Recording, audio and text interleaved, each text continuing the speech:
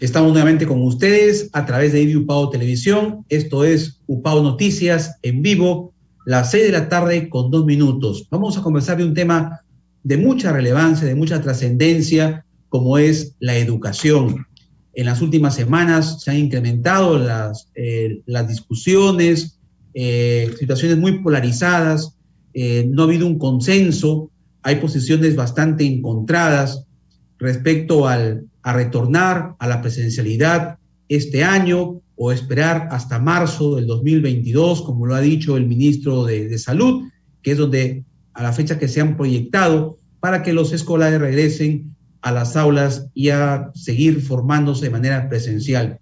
Esta tarde tenemos en el programa la participación de destacado educador, maestro, como es el doctor Walter Rebasa, quien ha sido gerente regional de educación aquí en La Libertad, hoy docente en la Escuela de Educación de UPAO, para hacer un análisis de qué condiciones tendrían que presentarse para poder retomar las labores presenciales que tanto necesitan los niños para seguir su proceso de enseñanza-aprendizaje como se espera.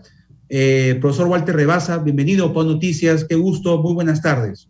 Buenas tardes, Alberto. El gusto es mío. Bien, igualmente, gracias por su tiempo. Y la primera pregunta es, indudablemente, usted con la experiencia que tiene, haber tenido un cargo tan importante como gerente regional de educación aquí en La Libertad, ¿cuál es su opinión, valga la redundancia, respecto a esta situación que se dilata tanto de retornar a la presencialidad? ¿Usted considera que estamos ya en condiciones de darle a los chicos la posibilidad de regresar a las aulas, profesor Walter Rebasa? Yo lo que creo es que este tema del retorno a las aulas tiene que ser revisado y tiene que ser, diríamos, discutido, consensuado para que haya un proceso natural de retorno. Sin embargo, yo considero que hay 3 elementos que hay que tener en cuenta para no perderlos de vista. El primero tiene que ver con el tema de el retorno debe ser progresivo. No debe ser al 100%. Creo, por ejemplo, sobre todo en educación pública, donde hay masificación, podría trabajarse de manera escalonada, es decir, un grupo de lunes, miércoles, viernes y el otro grupo de martes, jueves y sábado, lo que permitiría tener un espacio en las escuelas y en las aulas sobre todo para tener un proceso mucho más, más calmado. Implicaría una doble tarea, la actividad presencial y la actividad no presencial. Un segundo elemento que hay que tener en cuenta son los protocolos. Y aquí, en el caso de la educación básica, es la vacunación de los 12 años hacia arriba. Debemos llegar al 100% de los chicos en vacunación en esa edad. En esa edad se puede usar todavía el tapabocas. Un problema distinto es la educación inicial, donde los niños no aceptan mucho las tapabocas, tampoco hay vacunas para esa edad, por lo menos hasta hoy en el Perú.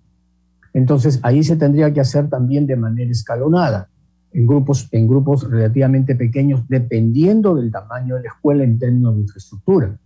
Es decir, los aforos tienen que ser determinantes para decidir el inicio. Y un tercer criterio que es ya más pedagógico tiene que ver con programaciones ya especiales, como decía en algún momento. Si vamos a trabajar, por ejemplo, en presencialidad 3 días a la semana y 3 días no presencial, necesitamos una programación que se ajuste a ese contexto. Una suerte de semipresencialidad que hablamos en educación superior. Esto en las escuelas cuyas características sean, primero, aulas relativamente pequeñas y población alta, porque no hay que dejar de ver siempre el distanciamiento, el 1.5 de distancia entre persona y persona, además del docente. Entonces, va a exigir necesariamente, desde mi apreciación, un proceso escalonado. No puede ser un proceso 100% de retorno a la escuela. Eso es lo que creo. Correcto, doctor. Ahora, lo que usted ha hecho mención de la programación curricular, de los contenidos que se deben de desarrollar, si bien es cierto, hemos escuchado, recogido opinión de nuestros televidentes e internautas, que para muchos hogares esta modalidad de la educación remota pues les cuesta mucho, incluso ya casi 2 años, los chicos todavía no se adaptan a estar sentados frente a una computadora, una pantalla, y muchos padres de familia, incluso compañeros de trabajo, han tenido que contratar a profesores particulares para que puedan afianzar a sus hijos y no salir desaprobados por esta forma de educación remota. De su experiencia, ¿qué tendría que ajustarse, doctor Rebaza, para que los chicos, cuando retornen a la presencialidad, no se encuentren tan desfasados y no estén, diríamos, no se generen esas brechas de contenidos de un año a otro? Yo creo que debería haber una programación de transición, una programación de, digamos, de consolidación de competencias. Porque lo que tú dices es cierto. Un gran porcentaje, creo yo, de estudiantes de educación básica no están logrando las competencias que deberían tener para el grado en el que están. Eso es cierto. En la educación pública, más aún, porque solamente se han regido en muchas escuelas, yo conozco algunos sobrinos, por ejemplo, que reciben su clase solo por el WhatsApp. Entonces, aquí la cosa tiene que ser que la escuela tiene que hacer una programación de transición, es decir, un proceso de nivelación, un proceso de reforzamiento de las competencias o capacidades que tienen que lograr para el grado en el que están en ese instante, ¿no? Entonces, eso garantiza 2 cosas. Primero, que el estudiante esté en un punto de partida más o menos equilibrado, y 2, que el proceso de aprendizaje del grado en el que esté sea mucho más fluido, digamos, más consistente. Por eso decía en algún momento, que el profesor tiene que pensar necesariamente en una programación especial, en una programación en la que de manera presencial puede ir reforzando y de manera virtual puede ir avanzando. De lo contrario, vamos a tener serias dificultades de aprendizaje al finalizar el año. Así es, doctor. Y ya una última pregunta, el tiempo nos ha ganado, pero quisiéramos en otro momento seguir conversando, dada su experiencia en el tema educativo. Desde el punto de vista de la pedagogía, de la psicología del niño y el adolescente, el regresar a las aulas también va a ser obviamente un proceso que va a costar cierta adaptación, sobre todo para aquellos niños que han empezado su edad, su formación inicial, por ejemplo, desde una computadora, ¿no? Y para ellos va a ser toda una experiencia ir a un salón de clase. ¿Cómo tendrían que adaptarse esas estrategias para que ese cambio no sea tan brusco desde el punto de vista emocional, doctor Rebaza? Fíjate, en realidad, en educación inicial, el reinicio de las actividades no me angustia mucho. ¿Y sabes por qué? Porque el niño tiene un don especial respecto a los adultos. Tiene mucha mayor facilidad para poder interactuar. Es verdad también que los primeros días de esa incorporación a niños que tengan 2 o 3 años va a ser relativamente más complicado. Vamos a tener más llanto. El trabajo de la maestra inicial va a ser, más de integración que desarrollo de competencias. Felizmente, las estrategias en la educación inicial está basada en el juego. Entonces, eso puede permitir que las primeras semanas, que van a ser bien difíciles para estos pequeñitos, van a ser bien difíciles, los niños de 2, 3 años va a ser bien complicado. Entonces, tienen que hacer un trabajo más de interacción con los pequeñitos. Mira, hay casos, no hay publicaciones aún todavía, pero hay casos de niños, por ejemplo, que han nacido previo a la pandemia, es decir, septiembre, octubre, noviembre, caso de niños que hoy ya están más o menos en 2 años, empezando a cumplir sus 2 años, lo han pasado estrictamente encerrados, con papás trabajando en computadora. Así es. Y algunos de ellos no hablan. Qué pena, eso es lamentable. Entonces, aquí viene la preocupación de la necesidad y la obligatoriedad de regresar a la escuela, sobre todo en los pequeños.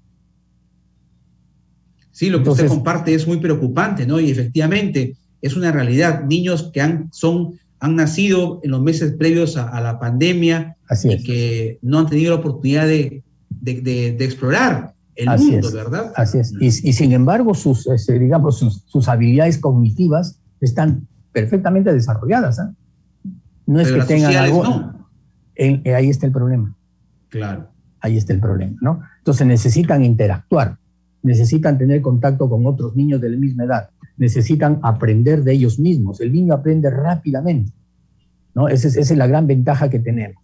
Necesitamos una educación inicial que aperture el aula ya. O sea, para mí es urgente, ahí ya no podemos retrasarnos. Probablemente los niveles de contagio ahí no van a ser tan altos, si es que se va a dar. Pero es necesario que la maestra y los padres estén vacunados, absolutamente. Y el protocolo riguroso, que si un niño está con fiebre, está resfriado, no va al jardín, se queda en casa. O sea, eso es obligatorio. Es la única forma de asegurarnos de reducir al mínimo la posibilidad de contagio. Reducir al mínimo. El riesgo siempre va a estar. Todo el tiempo va a estar ahí. Y una última pregunta, doctor, ya para irnos a la pausa. Y agradecerle por su tiempo. Hay que esperar, como lo han dicho algunas autoridades a nivel nacional, el marzo del 2022 para volver a las aulas, o por lo que usted argumenta y con muy buena fundamentación, que en educación inicial habría la posibilidad de su experiencia de que no esperar marzo y de repente hacerlo en enero? Desde mi apreciación, sí. Lo más rápido posible. Inicial necesita regresar al aula. Pero la escuela, o sea, el jardín, la infraestructura física, tiene que asegurar las condiciones de ese reencuentro.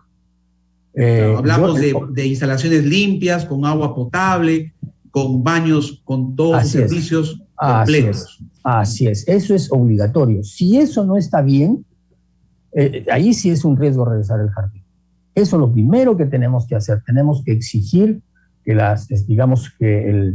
el propietario del jardín, por un lado el privado, pero por otro lado el Estado, nos aseguren que la infraestructura tiene las condiciones sanitarias óptimas, además de los protocolos. O sea, eso es obligatorio. Eso sí, ahí sí no podemos dejar nada en blanco.